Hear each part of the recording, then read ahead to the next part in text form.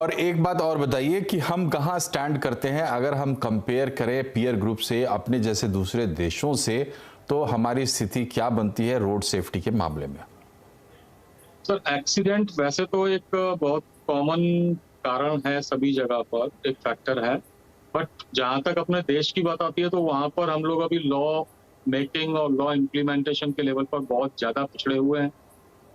जहां पर second thing बात आती है कि इंफ्रास्ट्रक्चर, हम बड़ी बड़ी बातें करते हैं कि हाईवेज एक्सप्रेसवेज, लेकिन वहां पर हम अपनी स्ट्रीट्स को भूल जाते हैं, क्योंकि हम जो ड्राइवर हैं वो हम शायद स्ट्रीट में सीखे हुए हैं, स्ट्रीट्स पर अपनी, जो कि 30, 40, 50 की स्पीड पर हम लोग जो zig zag driving, rash driving या स्पीडिंग करते हैं, वही चीज हम लोग रिफ्लेक्ट करते हैं हाईवेज और एक्सप्रेसवे पर, जहां पर की स्पीड 100, 120 तक होती है।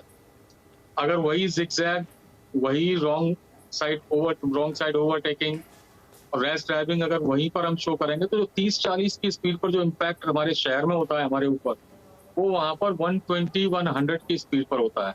और वो यहाँ पर हमारे हो सकता है कि इंजरी हो शहरों के अंदर, लेकिन वही चीज जब हमारी आदत रिफ्लेक्ट होती है हाईवेज और एक्सप्रेसवेज पर, तो वो सिर्फ मौत का कारण बनती है, फैटलिटीज का कारण बनती है। और यही कारण है कि हमारे हाईवेज और एक्सप्रेसवेज पर फैटिलिटी बहुत ज्यादा बढ़ती जा रही है।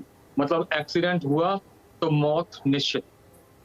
जी, और इस बार भी जो डेटा आया है उसमें सबसे ज़्यादा एक्सीडेंट्स जो दिखाई दे रहे हैं वो नेशनल हाईवेज पर दिखाई दे रहे हैं। एक्सप्रेसवेज पर कम है, नेशनल हाईवेज और उसके बाद स्टेट हाईवेज, उसके बाद अन्य जो सड़कें हैं उस पर है। स्पीडिंग हमने पहले ही बताया आपको कि सबसे बड़ी वजह इसमें उभर कर आई है। हालांकि ये सरकारी डेटा है और इसको कई तरीके से देखा जा सकता है, जैसा कि अनुराग जी भी बता रहे थे। एसपी साहब, ये बताइए कि मौतें जो दर्ज हुई हैं उनमें एक हाईलाइट ये भी है कि सबसे ज़्यादा मौतें टू व्हीलर्स पे दर्ज की गई, टू व्हीलर एक्सीडेंट्स में। तो ये आंकड़े आते हैं और जाहिर है सी बात है, आपके जैसे लोग जो जिन पोस्ट पे बैठे हैं, आपके हाथ में तो बहुत कुछ है नहीं, आप लेकिन अपना अनुभव जरूर बता सकते हैं कि आपको क्या लगता है जो शहर के भीतर हादसे हो रहे हैं, टू व्हीलर्स पे हादसे हो रहे हैं, उनकी वजह सबसे बड़ी क्या है इस वक्त, क्योंकि समय के साथ चीजें भी बदल रही हैं।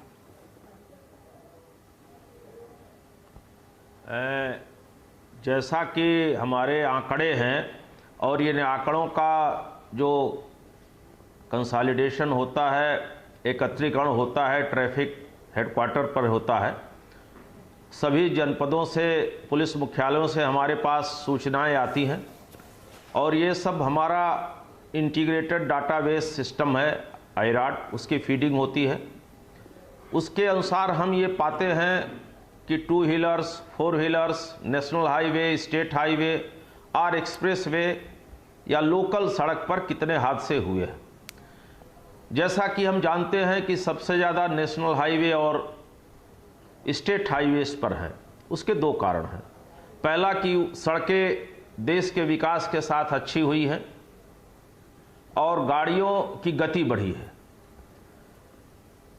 जहाँ तक टू व्हीलर्स पर हादसों के बारे में जो हमारा अपना अनुभव रहा है, हमारे राज्य सरकार और हमारा विभाग लगातार सेफ्टी के लिए अभियान चलाता रहता है।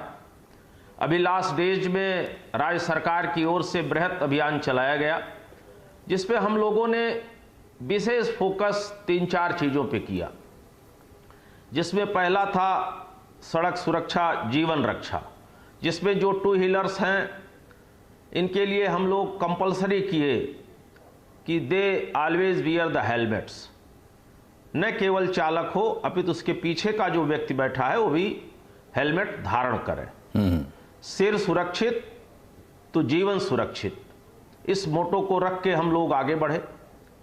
और जो फोर व्हीलर्स हैं, मैं एक बात बताना चाहता हूं अपने अनुभव के आधार पर और आंकड़ों के आधार पर भी, अगर सीट बेल्ट प्रॉपरली लगाई गई है तो कैजुअल्टी की संभावना बहुत कम रहेगी। जी।